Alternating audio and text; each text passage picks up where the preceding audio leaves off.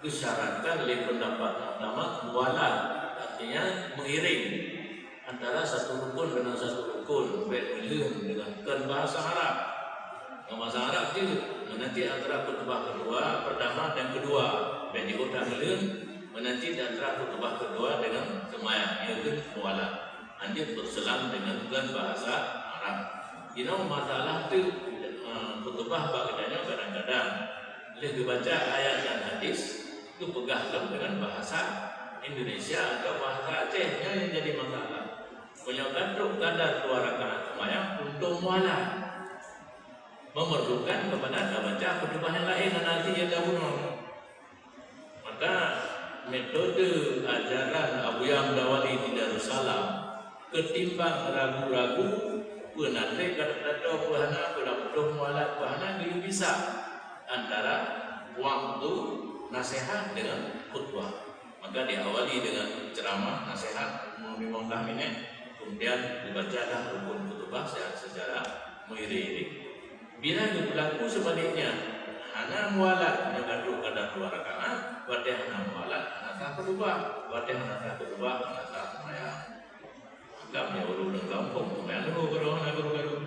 Punya urut buang baik-baik baru, bukai baru. Hana khutbah, yang biar hana semayang tu. Yang berapa baik-baiknya 2 orang dulu.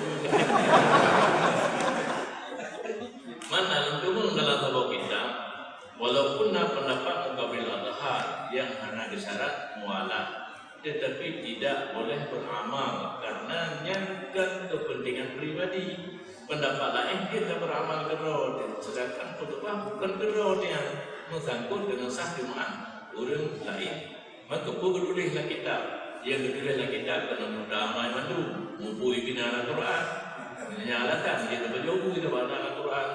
Asal yang dalam Quran, kuina, tiga kui mati, mana Al-Quran. Dan benar. Olehnya dalam dua kitab itu nanti adillatul qawati' fi luzumil arabiyah fi tawabih. Dalil yang khusus tentang wajib bahasa Arab pada yang bukan rukun khutbah yang di ulamanya dari ulama India gitu. Wajib bahasa Arab yang ke rukun khutbah.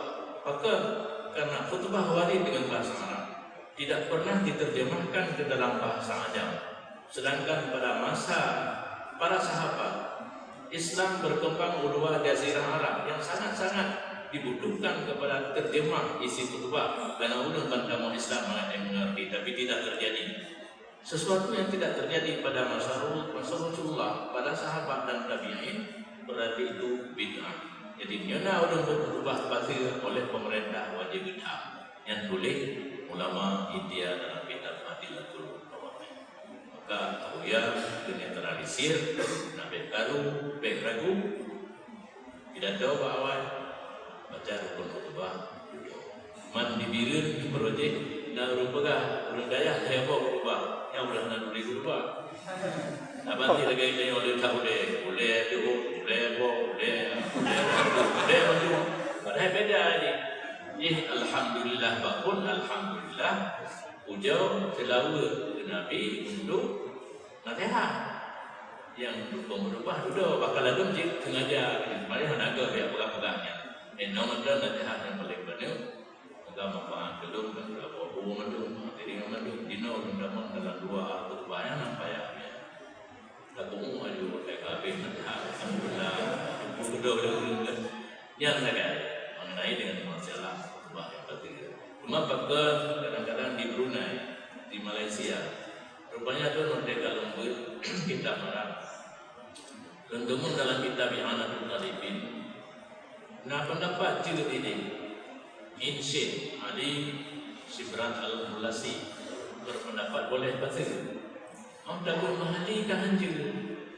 Oleh Insyid dikiaskan waktu bighairil Arabiyah kepada waktu bil Arabiyah. Pendapatnya yang disamakan. Nasihat dengan bahasa Arab sama dengan bahasa Arab. Sebagaimana bahasa Arab untuk mualat, yang dengan bahasa Arab untuk mualat. Amdabul Mahali gitulah. Kias Insyid, kias ma'al farik tidak boleh pakai. Patut kaunul Arabiyah wal aslu. Bahasa Arab itu dasar datangnya khutbah dari bahasa Rasulullah. Tidak boleh disamakan dengan bahasa Arab. Maka dua kesimpulan adalah kita mahalinya kena waktu atau pelajaran dengan bahasa Arab untuk mualat menyongan bahasa Arab hana untuk mualat. Jadi mungkin ulama dan awal bahkan mengumpul mandum anak ulang dua pada orang kelabuan ini pada ulang anak gedang ke kita awal itu bisa ada apa-apa ini kita yang baik ada apa mahali bayarkan. Karena kita mengenali Alkitab la yughna bil kitab.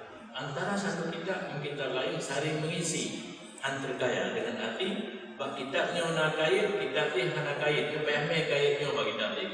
Ini sekali lagi yang maksud karena yang namanya penulis tidak ada satu kewajiban terhadap penulis buku tulis kitab buat dapat didebat dia urut, buat dapat itu mana dia urut karena tulis buat itu mesti itu mana yang buat mana tak.